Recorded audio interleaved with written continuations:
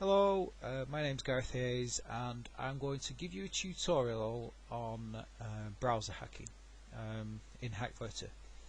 I'm only going to spend probably about 10 minutes or so just how you inspect an external window object.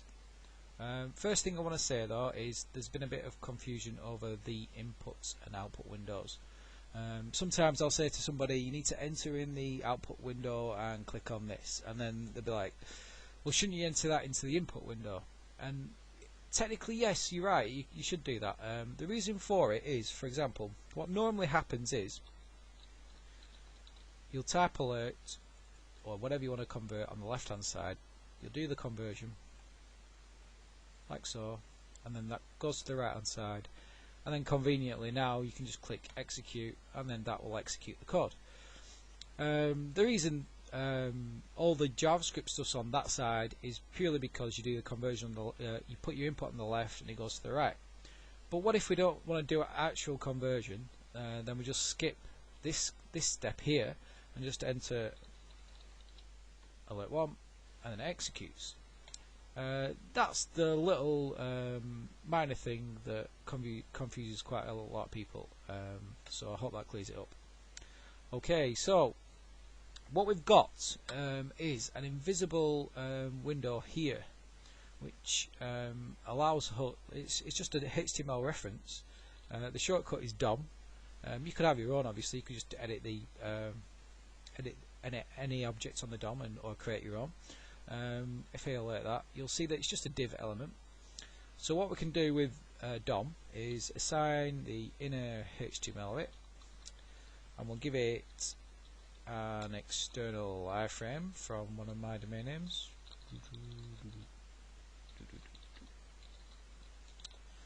Okay, and then you'll notice that the window is changed to an iframe, and you can see that's an external domain. So we can reference that. X, there's iframe element. You can use document.get element by ID, etc., but I won't do that for now. And then what we can do is we can then inspect that object. So there's an inspect button here, and that will execute X as JavaScript and inspect it using the Asta enumerator JavaScript that is inbuilt into Hackvertor, which contains a few improvements which I'll show you.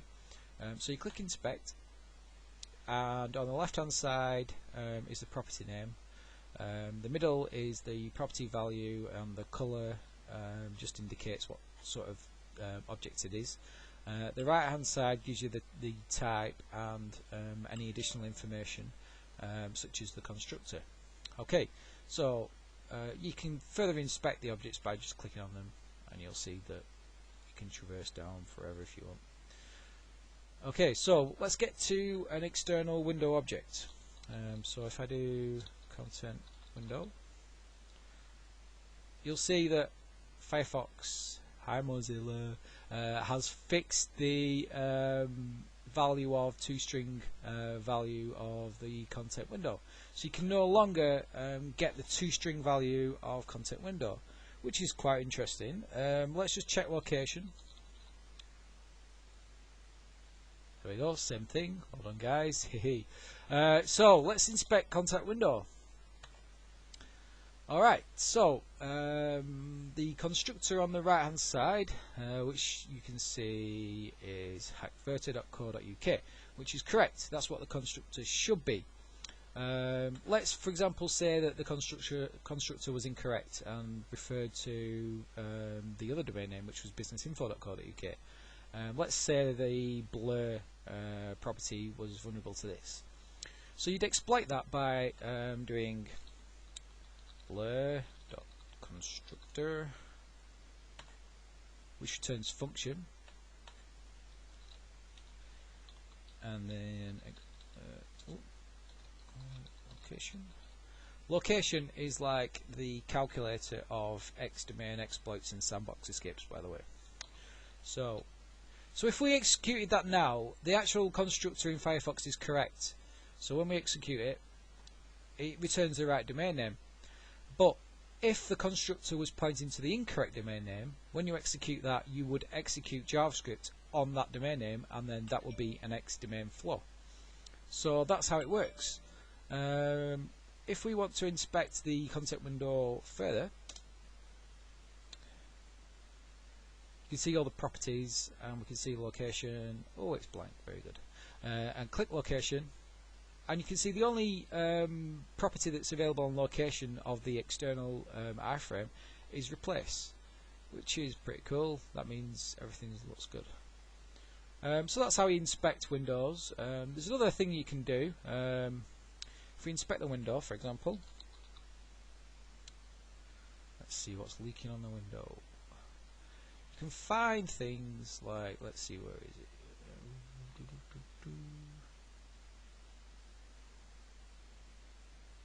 Oh, you resize it, XML resizer somewhere. Oh, here we go. So you can see Mozilla has got a crazy property on the window object called Chrome underscore colon / global content blah blah blah, and that's actually an object, which is very odd. Let's just reference that.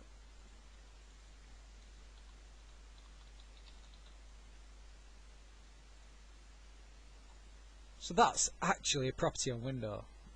Who knows what that is? It doesn't look directly exploitable to me, but let's see.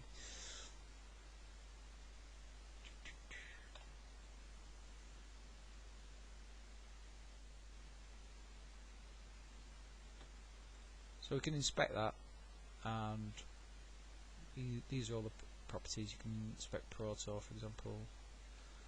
Let's do Proto again. Let's do it again.